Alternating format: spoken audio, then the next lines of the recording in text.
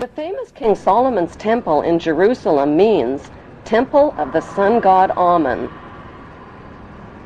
According to the Talmud, King Solomon used the dark power of his magic ring to conjure up demons to help him build his temple. The temple became the center for sexual orgies, the worship of golden idols, and for animal and human sacrifices, including the sacrifice of infants and children.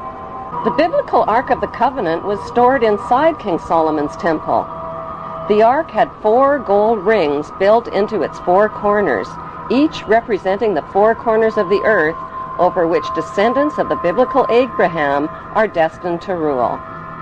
Since archaeologists claim the biblical King Solomon was no more real than the evil wizard Saruman from the movie Lord of the Rings, who built King Solomon's temple? The temple was most likely built by Pharaoh Salomon, who King Solomon's fabled character was based on. Today, all that remains of the temple is the Wailing Wall, where Israel's Jews still gather to worship in Jerusalem.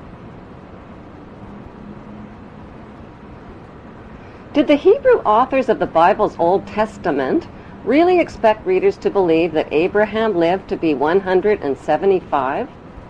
That his sister wife Sarah gave birth at age 90? That Moses turned staffs into snakes and rivers into blood? Why did the Hebrew authors of the Bible omit all of the important historical names of Egyptian pharaohs? Why did they mix up historical fact with myths and legends? The big question is, what did they have to hide? Researchers of both Bible and Egyptian history have concluded that the Hebrew authors of the Bible covered up the fact that the Hebrews and the Egyptians shared the same royal bloodline. But why? Why the cover-up? Because after the Egyptian people forced the Hebrew Hyksos kings out of Egypt, the only way the Hebrews could continue ruling Egypt was to hide their Hebrew identity from the Egyptian people. They did that by changing their Hebrew names to Egyptian names and intermarrying with Egyptian royalty, just like the biblical Joseph did.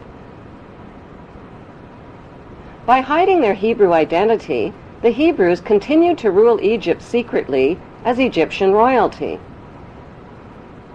They worshipped Egyptian gods, followed Egyptian laws, and violated Jewish Hebrew laws. This meant they had to hide their Hebrew identity not just from the Egyptian people, but from the Hebrew people as well.